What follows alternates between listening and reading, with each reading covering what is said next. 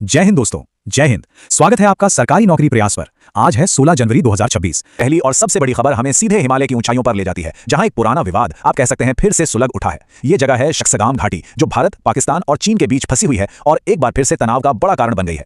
तो ये शक्सगाम घाटी आखिर है क्या? देखिए, ये एक बहुत ही स्ट्रेटेजिक इलाका है जिस पर ऐतिहासिक रूप से भारत का हक है। लेकिन हुआ ये कि 1963 में पाकिस्तान ने एक बॉर्डर एग्रीमेंट के तहत इसे गैर कानूनी तरीके से चीन को दे दिया था।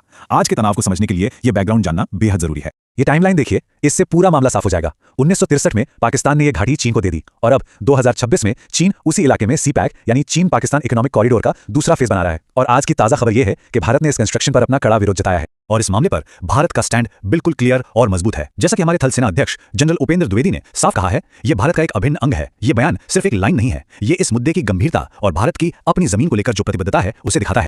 लेकिन दोस्तों, भारत की कहानी सिर्फ सरहदों पर ही नहीं लिखी जा रही है। देश के अंदर भी एक बहुत शक्तिशाली ताकत काम कर रही है और वो है हमारा इकोनॉमिक इंजन। चलिए आप देखते हैं कि ये इंजन आज किस रफ्तार से आगे बढ़ रहा है। इकोनॉमी के मोर्चे पर आज की बड़ी खबर आई है नीति आयोग की तरफ से। आयोग ने एक्सपोर्ट प्रिपेयर्डनेस इंडेक्स जारी कर दिया है। ये रिपोर्ट एक तरह से सभी भारतीय राज्यों का रिपोर्ट कार्ड है, जो ये बताता है कि देश से एक्सपोर्ट बढ़ाने की दौड़ में कौन सा राज्य सबसे आगे है।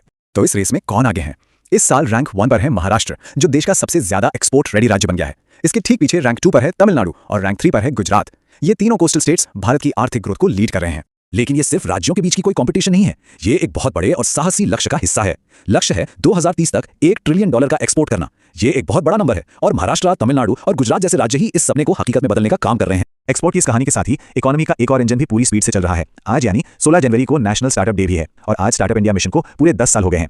और ये मिशन कितना कामयाब रहा है, इसका अंदाजा आप इस एक नंबर से लगा सकते हैं। भारत आज दुनिया में यूनिकॉर्न स्टार्टअप्स के लिए तीसरा सबसे बड़ा हब है। यूनिकॉर्न मतलब वो स्टार्टअप जिनकी वैल्यू $1 अरब से भी ज्यादा हो। ये इनोवेशन और एंटरप्रेन्योरशिप की वो ताकत है जो भारत की आर्थिक कहानी को और मजबूत बनाती है। आर्थिक शक्ति और इनोवेशन बहुत जरूरी है, लेकिन इनकी रक्षा करना उससे भी ज्यादा जरूरी है। तो अब हम देखते हैं कि कैसे भारत की आर्थिक महत्वाकांक्षाएं उसकी सैन्य शक्ति को आधुनिक बनाने की कोशिशों से जुड़ी हुई हैं। डिफेंस एस्पिरेंट्स, इस खबर पर खास ध्यान दें। कल यानी 15 जनवरी को जयपुर में 78वीं सेना दिवस परेड हुई। ये परेड सिर्फ एक सेरेमनी नहीं है, बल्कि देश की सैन्य तैयारी और ताकत का प्रदर्शन है, जो दोस्तों को भरोसा और दुश्मनों को एक साफ संदेश देती है। और यहाँ पर चीजें और भी दिलचस्प हो जाती हैं। इस साल की जो थीम थी उसे रट लीजिए, year of networking and data centricity. ये सिर्फ एक नारा नहीं है, ये संकेत है कि भारतीय सेना भविष्य की तरफ देख रही है, ठीक वैसे ही जैसे देश का स्टार्टअप इकोसिस्टम दोनों ही इनोवेशन और डेटा की पावर पर दांव लगा रहे हैं। तो हमने 3 अलग अलग खबरें देखी, एक बॉर्डर विवाद, एक इकोनॉमिक रिपोर्ट और एक मिलिट्री परेड। अब इन सारे हिस्सों को एक साथ जोड़कर देखते हैं कि 16 जनवरी का ये एक दिन भारत के बारे में आखिर क्या कहता है। आज की तस्वीर बिल्कुल साफ है। एक तरफ भारत जियोपॉलिटिकली अलर्ट है, अपनी सीमाओं और दावों की पूरी ताकत से रक्षा कर रहा है।